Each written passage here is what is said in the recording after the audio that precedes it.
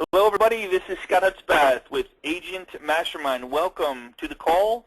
I appreciate you guys taking time out of your day to join us today. And I have a dear friend with me and a guy that specializes in contract to close. And the cool part about what he does is he's mastered removing the small stuff so he can focus on what's truly helping agents make the money. Like what is really the 20% that makes you 80% of your money, and he's going to go through that today and how he's mastered that, and I'm really honored to have you here. Dustin, how you doing, man?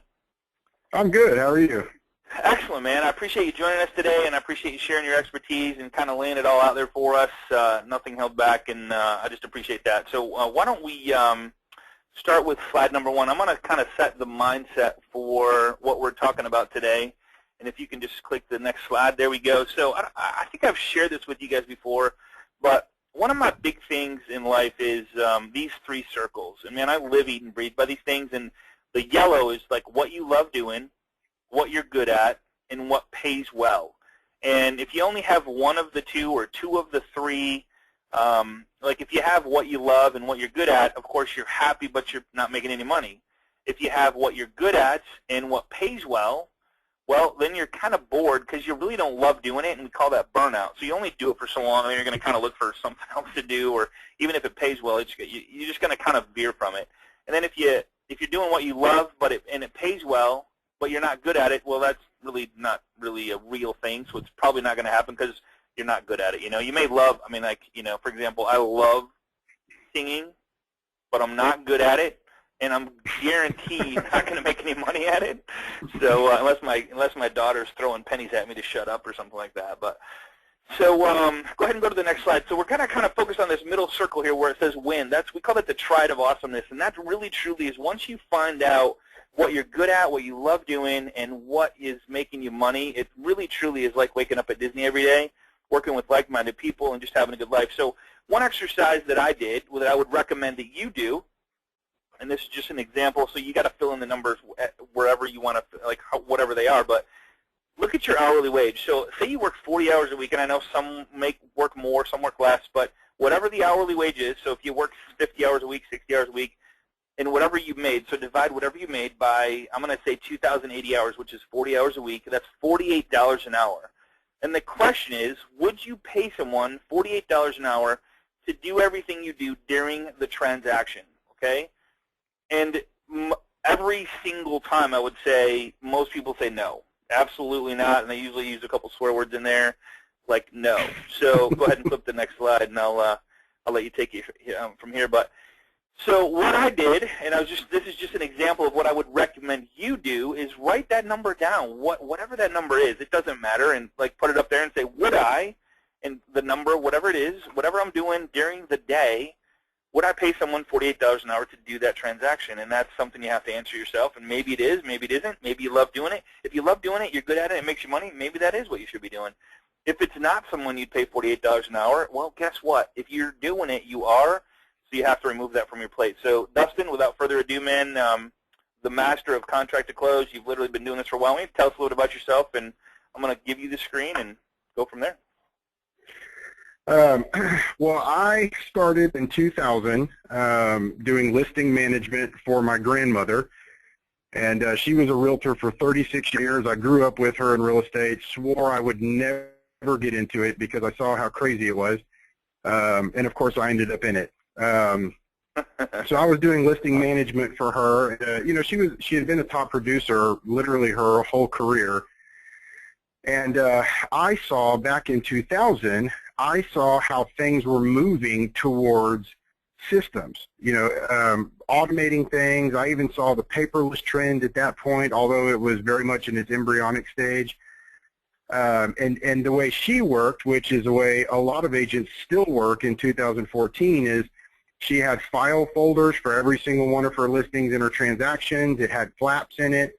She had sticky notes that were, you know, within the folder. And I mean, it worked, but I saw a better way to go. I saw the direction that things were moving in, and so I started talking to her about automation and going paperless, and she was extremely set in her ways, and so she fired me.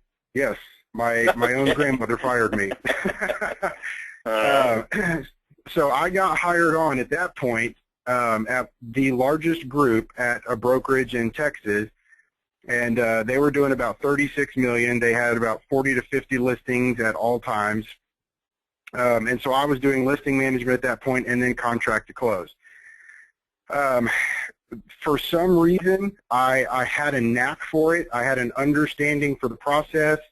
I was really good with the systems. I could understand what was necessary and what things were superfluous. And so I would whittle down and add some stuff, and that kind of began my trek in listing management and contract to close.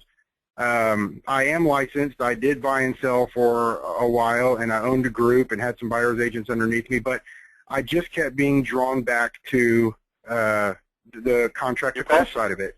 What you yeah, love. exactly. That's exactly right. And so I figured there had to be a way to get those three circles together to where I could be doing what I want, make the money, and be happy. I mean, I just knew there was a way to do it. So that's when I started my company doing contract to close, and the rest is kind of history. So I'm just going to share with you guys today a little bit about what I've learned and how I've done what I've done.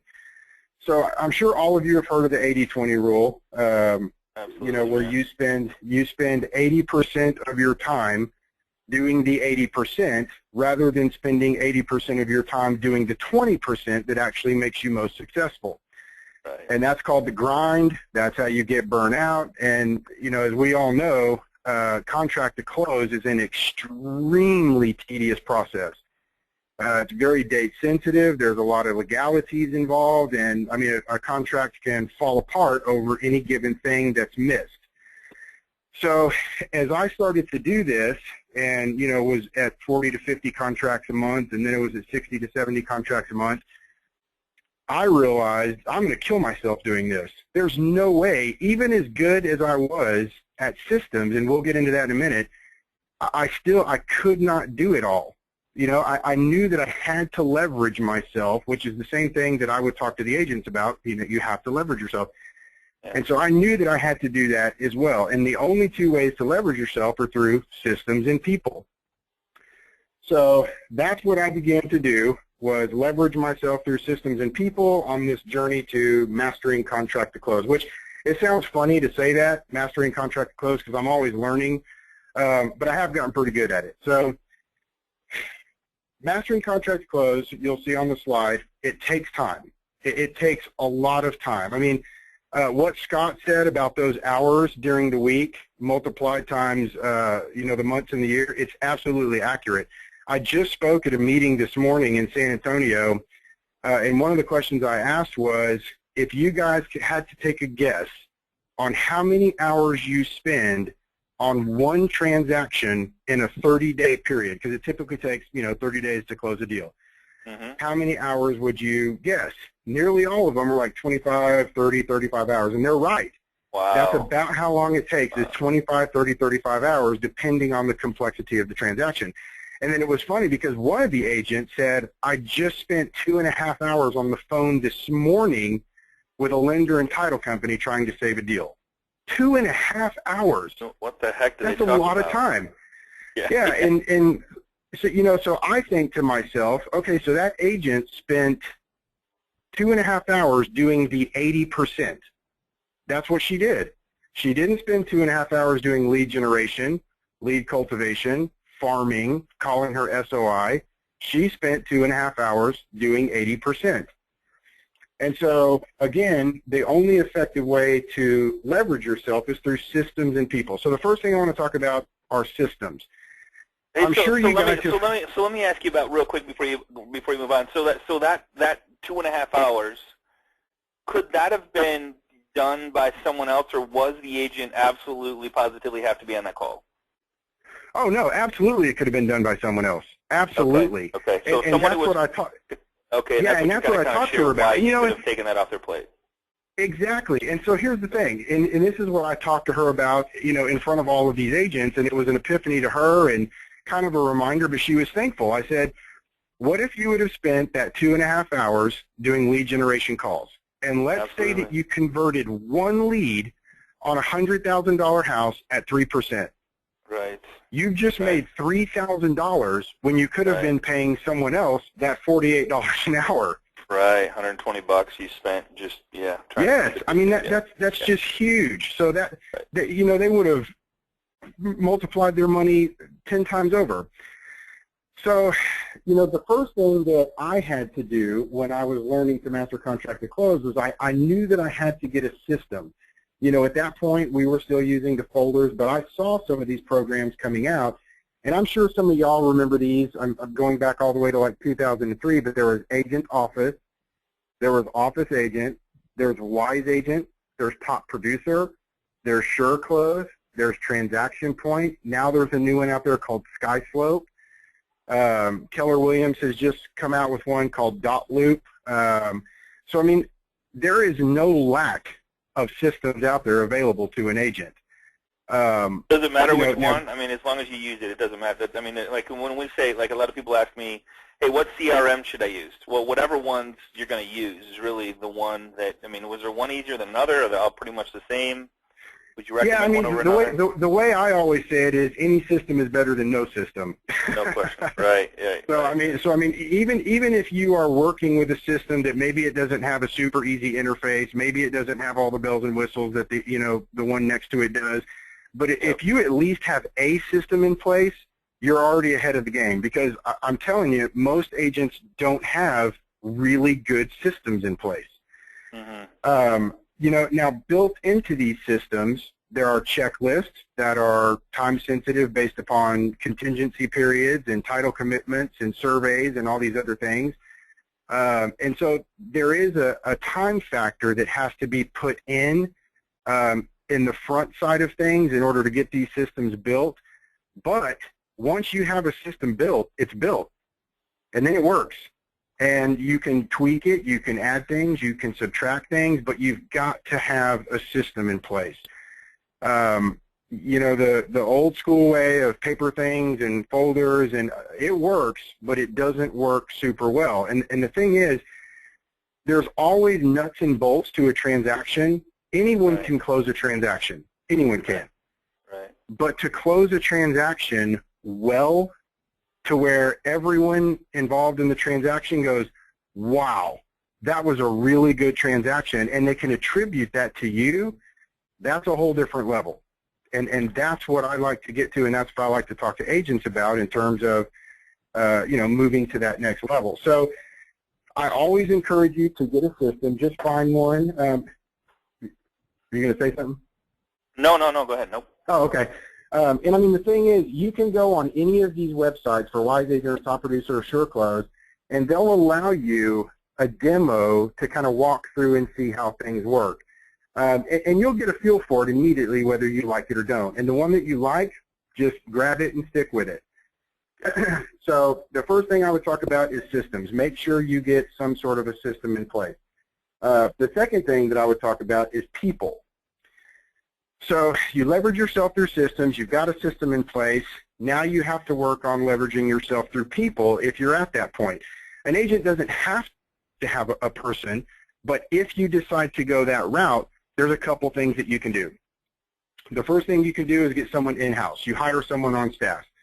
You know, the process that you have to go through to advertise for that person, to interview that person, hire that person, train that person, and manage that person can be a little arduous. I think I just had a little anxiety set in right there, man. I mean, here's the thing. Like, and I mean, I was at the War Room down in Florida a couple weeks ago, and I said, how many people in this room? There was 50 people in the room, and I said, how many people here are good at hiring and firing? And nobody raised their hand. I'm like, who hates it? Everybody raised their hand. It's like, it's just not. Yeah, you know what's funny? Not a good thing, man. It's not fun. Yeah, I mean, Scott, it's so funny because most of us do the breath on a mirror test. We hire out of necessity. And you seem like a great person. I mean, we hire out of necessity. I mean, there's a need, and so you just hire. And as my business grew, I did that. I was the idiot who was like, can you breathe on this mirror? Yes, and I'll put you in place. You know, and Gary Keller, in his MREA book, he has an interesting stat. He says a bad hire costs you 9 months of salary. Oh, really? that is a devastating number. That's devastating, right? You know, because you got to think of the time invested into someone, you know, plus you're paying them the whole time, you're managing them, which takes away from you building your business, you're paying employee taxes and so on and so forth. Now, there are good hires out there for sure. I mean, I know a lot of assistants in-house that are on staff, and they're just, I mean, I wouldn't trade them for the world. And the staff that I have, that's how I feel about my staff too. I mean, I treat them like gold because it is hard to find good help. So you've leveraged yourself through a system. You found the system. You got the checklist built in. Now you're starting to see kind of an ease of things. Reminders are coming in. You're not forgetting dates. That stuff's popping into your email, and you kind of go, huh. And then you start to leverage yourself through people. You either have someone in-house, or you can hire a virtual assistant. Virtual assistants started coming out in about 2006. It has grown really big now, and in the time that I've been doing this, I've seen countless virtual assistants come and go because contract to close is so hard. And they, you know, they'll get into it with one kind of mind frame, thinking it's going to be a certain way, and then they're going to make all this money. But then they start to realize, man, there is so much work that goes into this. But those are the two options that you have. So you've got your systems. Then you can leverage yourself through a person if you want. If you don't want to leverage yourself through someone, you don't want someone in-house, you know, you can go through virtual assistants, which at that point you alleviate yourself from hiring, managing, and employee taxes. But, I mean, some agents just, they don't leverage through people. They, you know, they've got that control thing going on, and I get it. I mean, I've got that too sometimes. But so those are the two ways that you're going to work, you know, through systems and through people.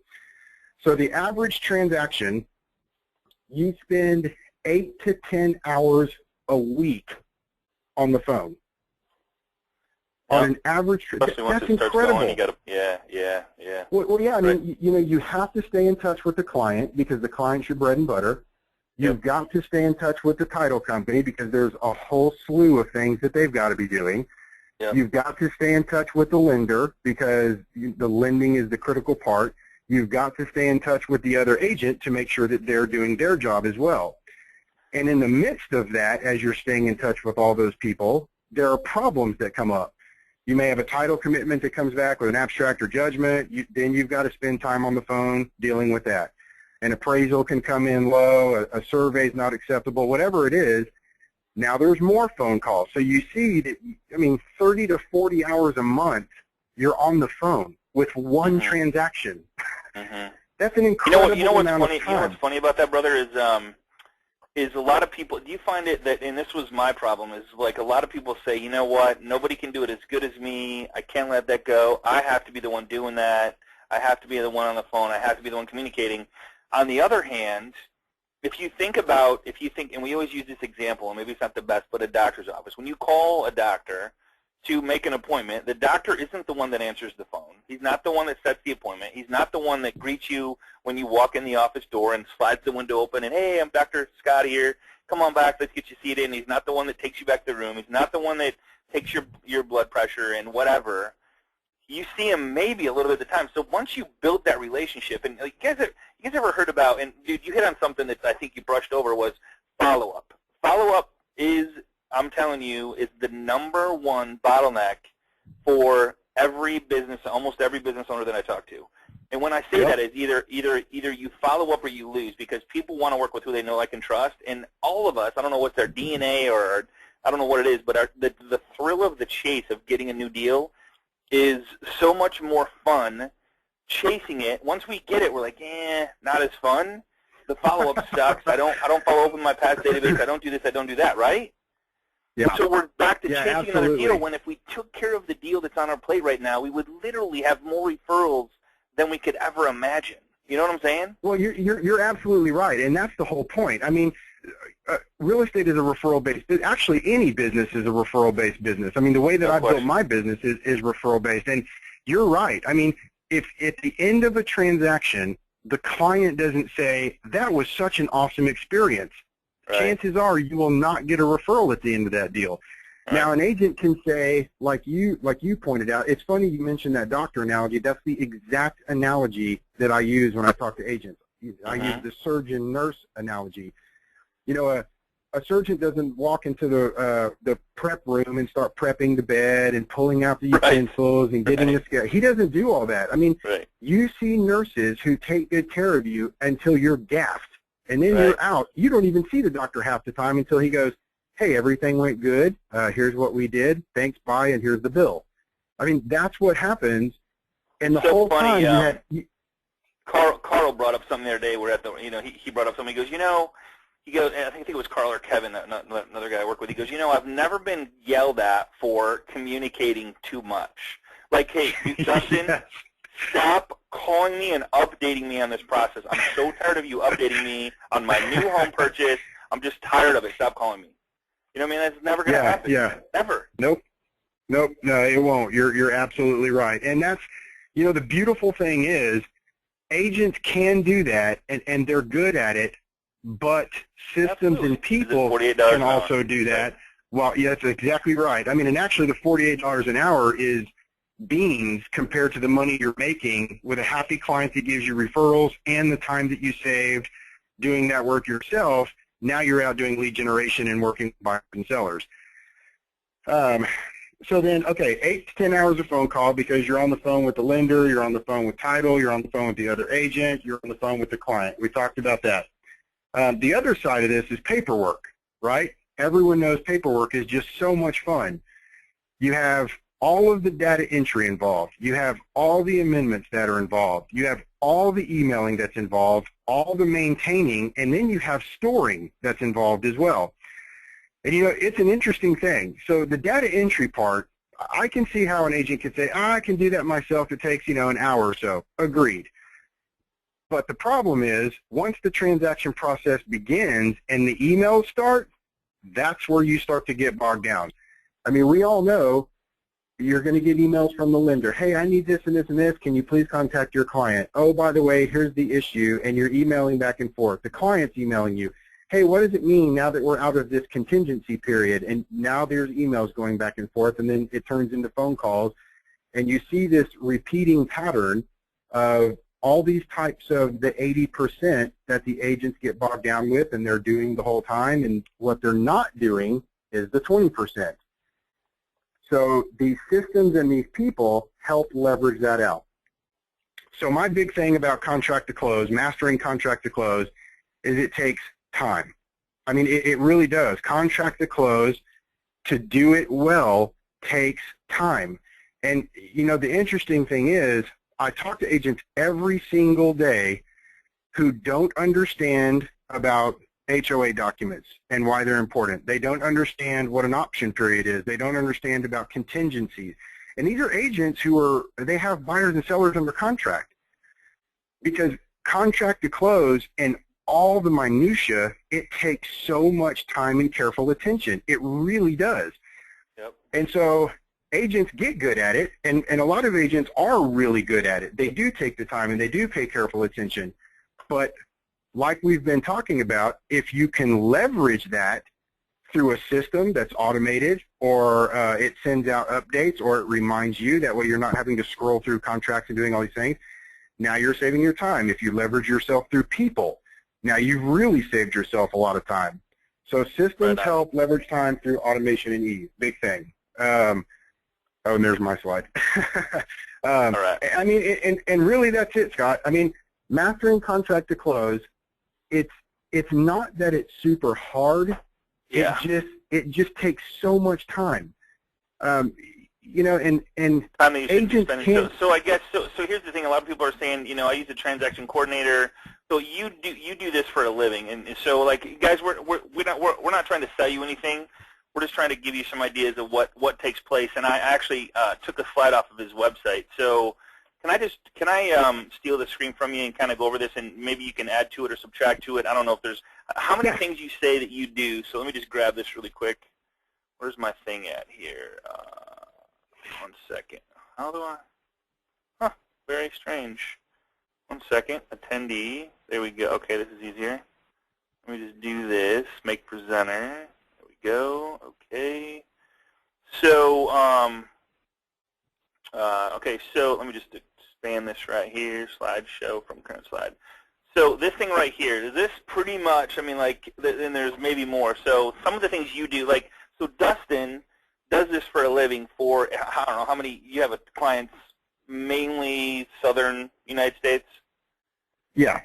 But to be able to do this, as like somebody asked the question, do you can you do this like from outside of the office? Does the person have to be like, what system do you have in place? Like if somebody wanted to hire you to do all this stuff, fill out the green sheet. I don't even know what the green sheet is. I should probably know that, right? Yeah. I'm not a real estate agent, so yeah. Here's the deal. It's okay. What you see on that flyer right there is actually just a snippet of what we do. The checklist that we have in place is 56 points. Do you have a? Can you show us that? Can you show us that checklist? Yes, I can. Can you pull that up? Can you give me the screen? I'll give it back to you. Yep, I'll give it back to you. Yep. I don't know why I go to that one right there. So guys, here's the checklist that he used. This is insane. Make presenter. Okay. There you go, brother. I just threw it back to you. Just click show my screen. Okay. And then a couple people are asking if you can share that checklist. Is that cool? Oh yeah. Okay, cool. Right. So you probably got to go to the website, or if you just whatever's on your screen they're gonna see it. So if you need to pause it or whatever, that's cool. Okay, so this, can y'all see that screen right there? No, we're seeing. Okay, now we do. Yep, we see your email. There we go. Okay, cool. Now we do. Yep. Okay, that's the system that I use. This program is called Transaction Point, and it's a contract to close database system. I mean, it's just like any of those other ones that I showed you.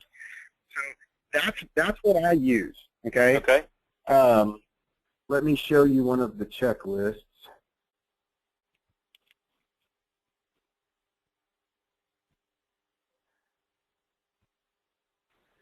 So when a new contract comes in, this is kind of the starting of it right here? Yes. So okay. you'll see right here we have the buyer on this one. Okay. Okay. All right.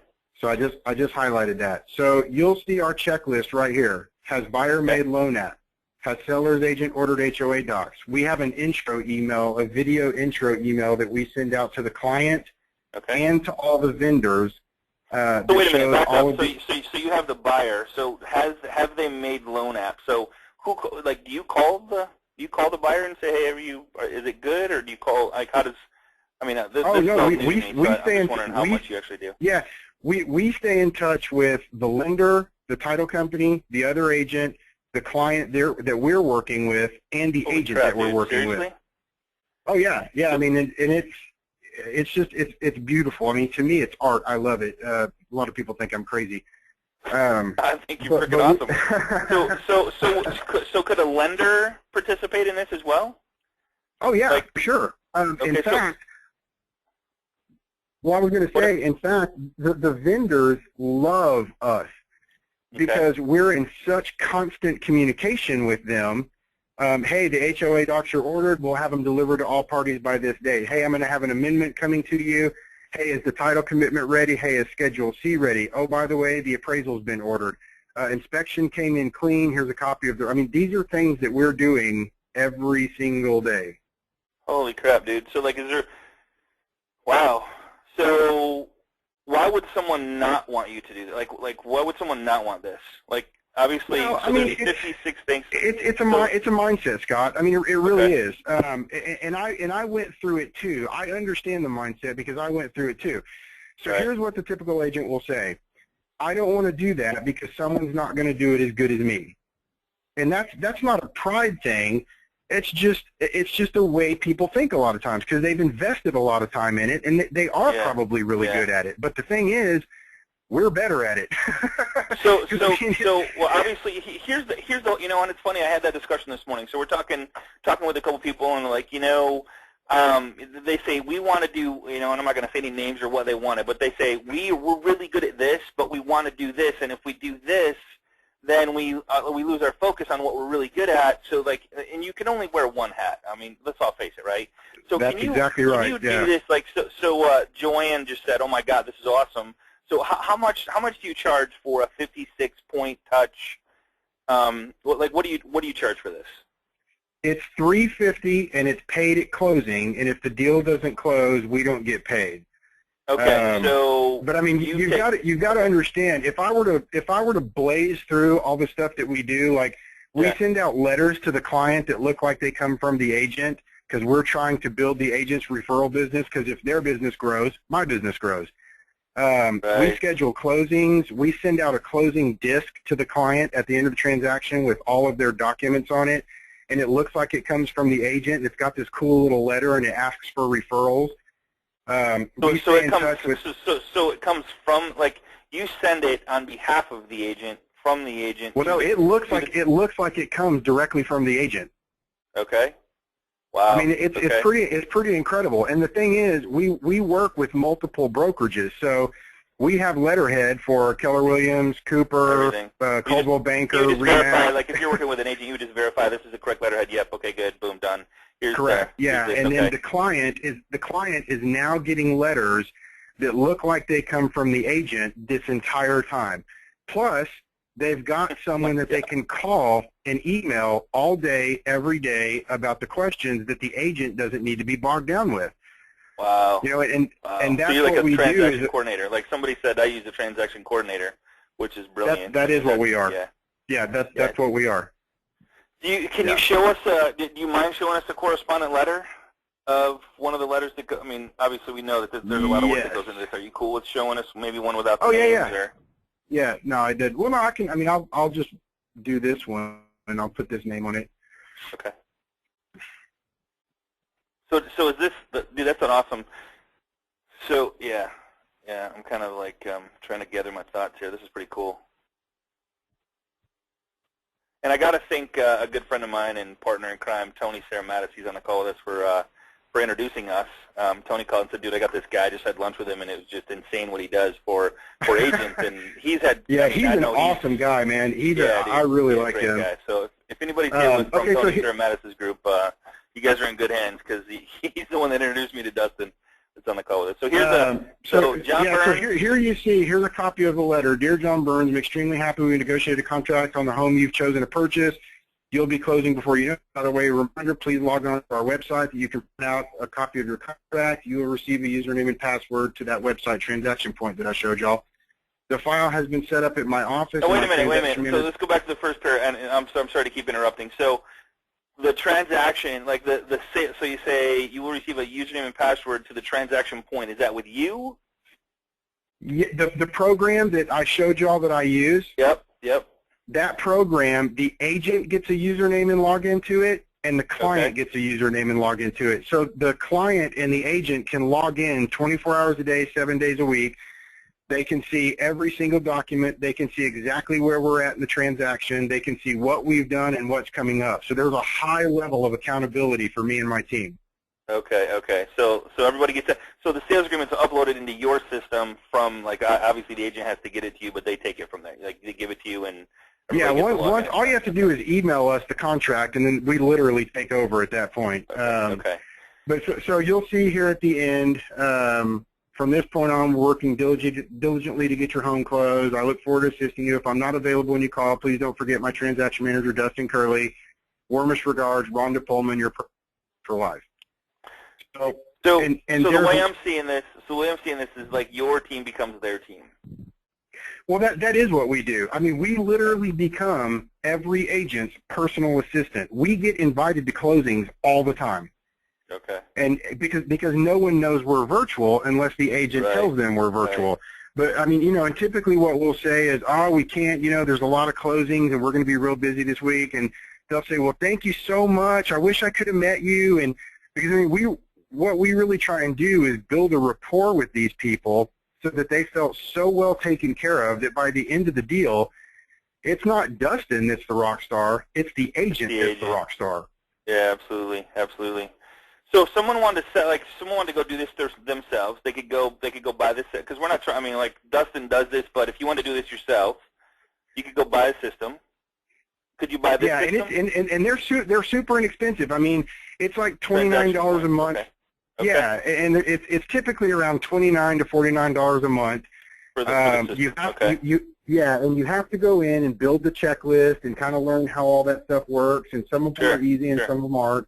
Sure. But I mean, once you've got a really good system in place, I mean, at that point you can, you can start doing the contract to close because it has everything to do with the system and the process that's in place. I mean, that's it. Okay. Somebody's asking, does he work with agents or only brokers? No, all I work with is agents. Yeah. Agents, so agents, it doesn't matter who. What type of insurance do you carry as a coordinator? Like, do you have to carry a certain kind of insurance? No, I don't. There's no law, there's no state or national law where a transaction coordinator has to have any kind of E&O insurance. At first, I thought they did, and so I was going to try and become a broker and carry my own E&O, but you don't have to. Don't have to. Okay. Do you work in Florida? I work anywhere. Where are you physically located? Sandra wants to know. Georgetown, Texas, just north of Austin. I have an office there with a staff. Do you have any, okay, here's a good one. Do you have any issues doing deals in Florida with the time change? No. My whole staff and I both understand real estate. It's funny, people will ask me, well, what hours do your people work? And I go, they work real estate hours. Right, I'm working half a day today, 9 a.m. to 9 p.m. Right? I mean, they're definitely going to be in the office around 7:30 or 8. But the way that I work is my agents that I work with are super important to me. I care very deeply about their business because it impacts my business. So, if an agent sends me a text message at 9 o'clock at night and says, hey, I didn't see the amendment come through, did it ever go out? I'm going to jump up and go take a look and go, oh, yeah, here's when it went out. You were copied on it. Let me know if you need anything else. Nice. Okay. Your service is a flat fee. It doesn't, regardless of the contract amount, it doesn't matter, right? Correct. Yeah, and I don't require agents to sign a contract with me so that they're bound to use me for every deal, and most transaction coordinators do. And the reason I don't is because having been in real estate for so long, I don't want an agent if they get an investor deal and it's cash and it's closing in a week or two. I don't want an agent to have to be bound to use me for every single deal. Cool. I mean, I don't believe in contracts either. If you're not happy, I don't either. I don't either. Here's a good one by Dawn. I appreciate you being here, Dawn. So I have a team. Would we be able to work with just 1 or 2 transaction managers, or do you rotate? No, you would have one person. One person, okay. Dawn, there you go. Do you work with many Canadian agents? There's a Canadian. David, welcome all the way from Canada. I have never worked with a Canadian agent, don't you know, but I would. All right, cool, man. Yeah, why not? I mean, just figure out what the rules are, the laws are, and go with it, huh? And it really what that boils down to is setting up the right systems for Canada, and then you have Canada-specific systems in place. So, yeah. Correct. Is it one specific is it one specific coordinator or a transaction, or do the clients talk to multiple staff people? No, the clients are only ever going to talk to one person. Now, I do have a staff behind the scenes because, like right now, we have 133 contracts closing in July. There's no way, and there's no way that one person could make all those phone calls and do the checklist. So what I did was, just like I told you guys, you have to leverage yourself through systems and people. I hired 2 more people, and all they do is answer emails all day long and go through the checklist all day long. So I've got a transaction coordinator, and so everything is leveraged out, but there's one voice that these people are going to be talking to. Good deal, man. So Sue, I really appreciate you guys asking the question. So Sue says, do you work with investors who have properties to sell? Absolutely. Yes. Yeah, investors are so much fun. Yeah. In a good way, right? Yeah, I mean, in a good way, yeah. Like, that's a continuous business. So is your staff Monday through Friday? Continuous, yeah, for sure. That's a good question, Don, again. Great question, Don. Is your staff Monday through Friday? Again, theoretically, yes. Theoretically, they're Monday through Friday. However, every single agent that I work with, and I can give you guys a jillion references, and every single agent will tell you, if I need something, it gets done. I mean, if there's something that has to be done on a Saturday and the agent's doing whatever, or they're busy showing homes, we're going to get that done. Okay. What is the name of this program again? It's called transactionpoint.com, right? Transaction Point, yes. Transaction Point is the one you're using. Okay, cool. At Keller Williams, we use .loop. Is there anything in .loop to set up something like this, or would you need to purchase more software? Great question, Teresa. Appreciate the question. Unfortunately, Keller Williams, and Keller Williams is actually where I started. I actually used to teach at MAPS at Keller Williams International. I used to teach their Bold and Ignite courses for a long time. And I was back in the days when they had Blue Sheets, and then they went to paperless, and now they have .loop. And unfortunately, .loop doesn't have that yet. The My Transactions part of it, the guy who is behind the scenes, oddly enough, his name is Dustin, real nice guy. They're trying to put something in place in .loop to where there's going to be a checklist, but they don't have that right now. And the other thing is, .loop has no way to merge with any sort of Word or Excel or anything like that. And that starts to get problematic when you're trying to print out letters and do things like that for your client. Oh, and this one does. This one merges with Word and all that. Yes, yeah. The way I just showed you all that letter was I went write letter and then merged to Word and it popped it up. Perfect. Is there an agreement involved, or is it just per contract? There's no agreements. Yeah, we already covered that. Yeah, no agreement. I don't want Mark, agents thank you bound. so much. Appreciate you being here. Do you say you charge $350 per transaction at closing, correct? Correct. Yep. So it's at closing, nothing up front. So if you give them a deal today and it closes like August 1st, so, yeah, August 30 days 9th, from whatever now. it is, that's when it would be on the HUD, correct? Yep.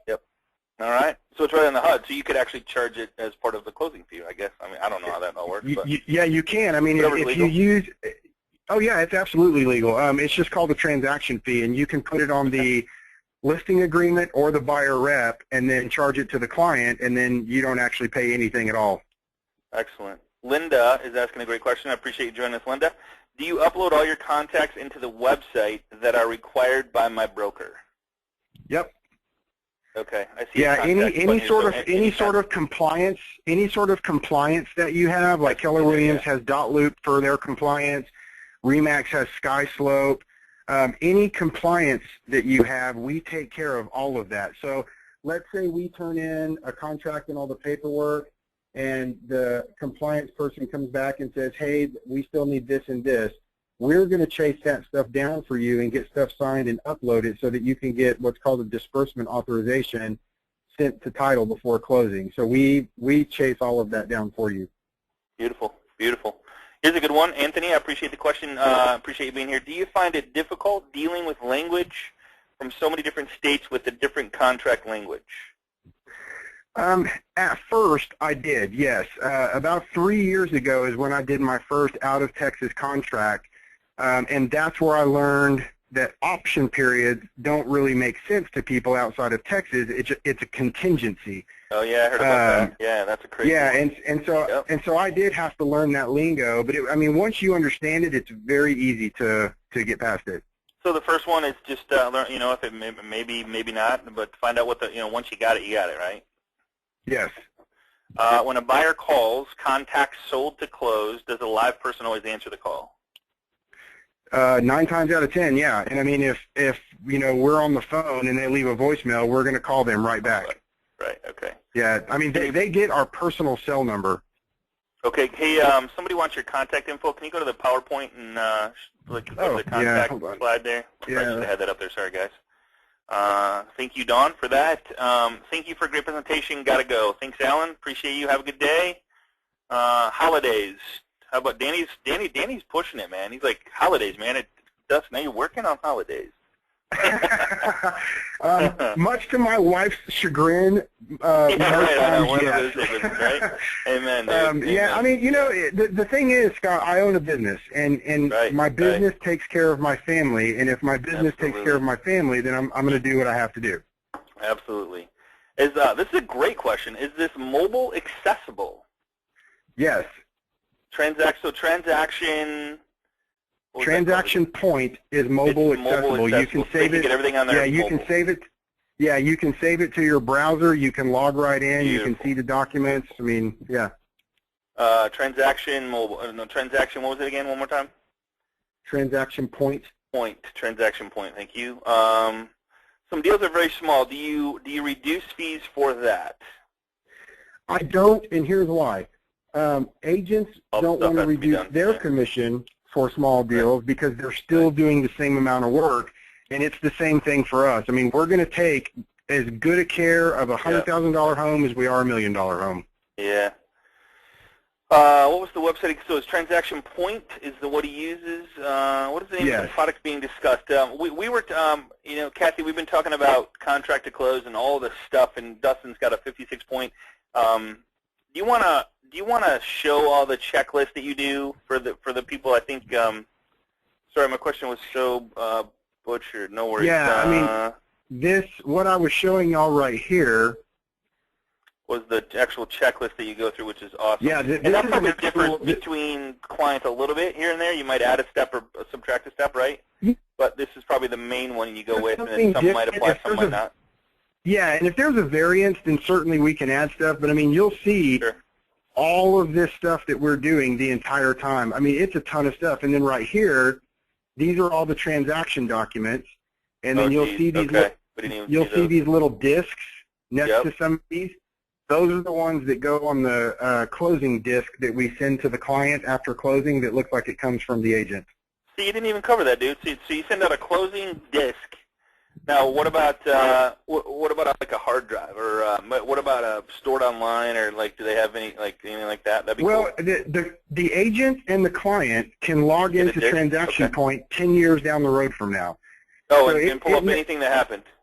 Yep, it never goes away. I mean, beautiful. I still get emails today from clients that we worked with like 5 years ago, and they say, "Hey, Dustin, I lost that transaction disc you sent me. Can you send me a copy of my HUD?" We'll email it to them, copy the agent, and say, "If you need anything else, just let us know." And the agents are like, "Whoa." Well, that's awesome. Yeah, that's awesome. Here's a good one by George. How about Spanish-speaking agents? So we use Google Translate, and it's very easy. It actually, the Spanish-speaking clients will actually crack up and tell us that our Spanish is better than theirs, and then we have to tell them that we're using Google Translate. But yeah, I mean, all of the emails, we type them out, we put them in Google Translate, we translate them, and then we put them in the email and send it off. Yep. And Tony Ceramanis has brought up a good question. He goes, if someone wanted to do, and it makes me sick thinking about doing this, but if someone wanted to do this themselves, one is I wouldn't do it yourselves because it's not what we do. I would hire someone and just set it up for you. Like maybe go to, I don't know, there's a bunch of different sites where you can hire stuff done, but like this, guys, this isn't what you should be doing. This is not 48. If you pick up the phone and call your past database to get one more deal and call and just go deep and remind your clients who they are. That's what you should be doing. But yes, Tony, if you wanted to do this, you would, one, buy the system, and two, start putting a checklist together of everything that happens throughout the transaction. You might already have a list, but put that in there and make sure that the emails go out, the communication goes out, the follow. I'm telling you guys, the follow-up, even if there's nothing except for phone calls, you will increase your business just by the phone calls. Well, yeah. Okay. So think about this. I've been on the phone with you guys for 50 minutes. Yep. Let's say I pick up 3 clients. Yep. My staff is doing the work right now while I'm on this phone call with y'all because I've leveraged myself through systems and people. That's what it's all about. Yep. Here you go. Here's Eric. Is a great question. Thanks for being here. I only work with commercial transactions. Do you work on those? We do work commercial transactions. They are kind of their own beast. Right. I would not, I mean, I'll be humble enough to say that I don't think I'm mastery level at commercial transactions just because, really in Texas, commercial real estate is the small percentage of real estate deals. And most commercial brokers or commercial agents, they will immediately hire someone in-house because of the nature of a commercial transaction. Yeah. Great question coming in. Is this for buyer side, selling side, both sides? Doesn't matter? It's both. I mean, the 56-point checklist is on buyer or a seller contract because it's the same thing with just a variation. So, like, let's say we have a listing that goes under contract. Yep. I'm going to have to order the HOA docs and have them delivered. If we have the buyer, I have to make sure that they've been ordered and that our buyer gets them. So it's the same checklist. It's just kind of flip-flopped depending on who we represent. Cool. The number 1 and number 2, I'm guessing here on the where it says pages, that's the number of pages. Like this one says buyer docs 22. There'd be 22 pages in the buyer doc. Correct. Right on it. Cool. Cool. Cool. All right. Is this just for a short sale? Do you do short sales? Extra cost for short sales? Yeah. No, there's not an extra cost. We do short sales. We typically like to do them once they've been approved, because if we get sent a short sale before it's approved, there's really nothing to do on those until they get approved, and then at that point, that's when the clock starts. Now we don't mind helping, like if you have to upload stuff into Equator or there's different sites that short sale people use. We don't mind helping with that at all. So yes, we do short sales, but we typically like to get them once the bank has approved them, because that's when the real work starts. Got it. Here's a good one. Does Transaction Point have a drip campaign feature or a monthly e-newsletter? I don't know if you're. It does not. Well, if I built one, it would. You could. Yeah. You could. If I built one, it would, but I haven't built one because that's not what I do. Okay. If I want to do same services he does in Canada and use the system, would he teach the system? Oh, heck yeah. Yeah, man. It's because to me, this is not about. I'm not trying to be a millionaire being on this phone call with you guys. I want you to achieve a higher level of success, whether you use me or someone else or you do it yourself. Brother. Amen. So to me, it's not about the greed. So if someone said, hey, could I use Transaction Point and would he teach me how to use it? Yeah, I'll even share some of the checklist with you and teach you how to put it in there. It's cool. There's enough business to go around. Yeah, there's so much. Yeah. So hey, here's a great question, Ralph. I appreciate the question, and I appreciate you being here. When your staff sends an email to the buyer or seller, how do you make it look like they work for the agent? Like how does that? So you will see. Great question, Ralph. Can y'all see my email right here? Yes. Yep. Okay. So here is the agent that we're working with saying, can you find out about this fee and will you please correct the CDA reflecting the 93,650? So this is a strand of emails that we've been doing, and somewhere in here will be one of ours, I'm thinking. That's Ashley, that picture you see. She's super sweet. Oh, no, I'm not on that one. Anyway, yes. So what we do. Just everybody copied or? Well, yeah. Well, first of all, we copy everyone on every single email. So the agents are always, always, always in the know because we want the agent to see every email that goes back and forth. Sure, sure. And then what would happen is, it would say Dustin Curley, Transaction Manager 4, and then it has my number. Okay. So every single email, everyone knows that I am the transaction coordinator for the agent on file. Got it. Cool, cool. And can you go back to your contact info again? Yeah. Would you work with Homebase as a transaction management platform or Coldwell Banker for Coldwell Banker agents? Homebase. Do you know anything about that one? Is Homebase the backside of the compliance? Would you work with Homebase as a transaction management platform for Coldwell Banker agents? I don't. She must work with. Okay, I think what they're asking is, rather than using Transaction Point for that particular agent, would I use Homebase? And if I'm interpreting that question right, I'd rather not. And the reason is the system that I have in place is I've never seen anyone come close to it. And I've done a ton of research on the transaction coordinators that pop up here and there in Texas, and no one comes close to what we do. And it's so built into Transaction Point and automated in the letters that print out and all these kinds of things. For me to try and use a completely different system would probably be taking steps backwards. Backwards, yeah. I mean, you already got the system in place unless something comes along better and it's set up already. Here's a great one. Joanne's like, why would anyone do this themselves for $350 a transaction? That's a great question. I agree, Joanne. Yeah, yeah. What do you do when you go on vacation? There you go. Terry says, what do you do when you go on vacation, man? I've got staff in place. Like right now, I left and came to San Antonio yesterday, and I'm going to be here until tomorrow. And this entire time, I've got like 30 to 40 closings that are happening over these next 2 days, and they're just happening like clockwork. Awesome, dude. Okay, here's a great one. If, for example, if an appraisal comes in, these are probably the questions you always get. If an appraisal comes in low, does Dustin, staff, have the conversation with what to do with the client in Florida? Typically, this is only a licensed agent conversation, as non-licensed coordinators cannot do this type of work. Correct. I'm licensed, so Okay. if we have to have that conversation, I can definitely have it and explain some of the, like, in fact, we do get this question a lot. The seller will call and they're nervous and they'll say, hey, did we get the appraisal back? And I'm like, no, not yet. It typically takes about 10 days, or, and I'll explain this. And they'll say, well, what happens if it comes in low? And I'll tell them, well, there are a few things that we can do. You can either lower the price. You can send comps back into the appraiser to try and justify the contract price.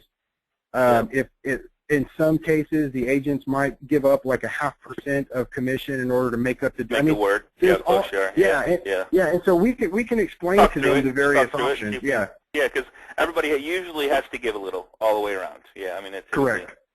If we hire Dustin, do we just send you the contract and you take it from there? Yes. Yes. Have you worked with attorneys in short sales in California? I have not. That would be fun. Okay.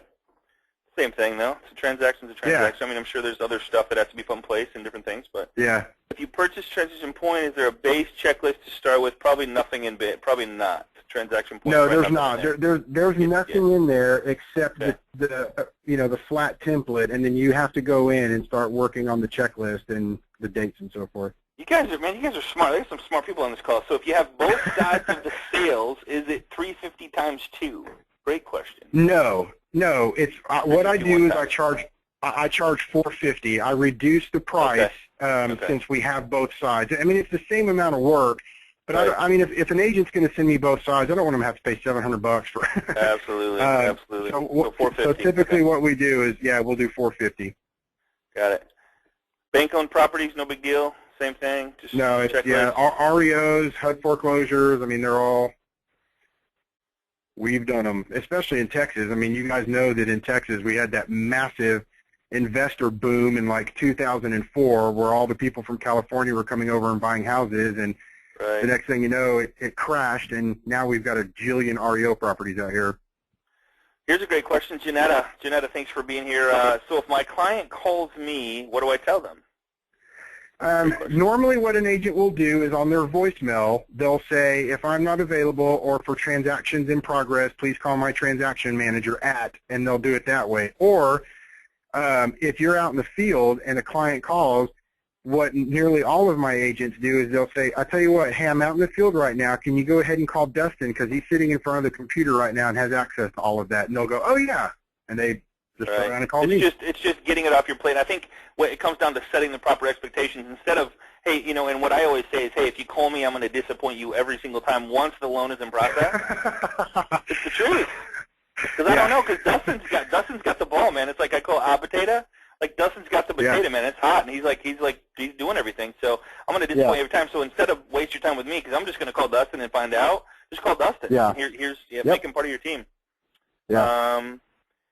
Let's see. Cool, man. So, hey, guys, top of the hour. I appreciate you guys being here. I appreciate all the questions. Dustin is like this link right here, facebook.com/groups/agent mastermind. If you're joining us for the first time, we're 8,300 people and growing. If you have any further questions for Dustin, he is part of the group, and he's more than happy to answer any questions you might have.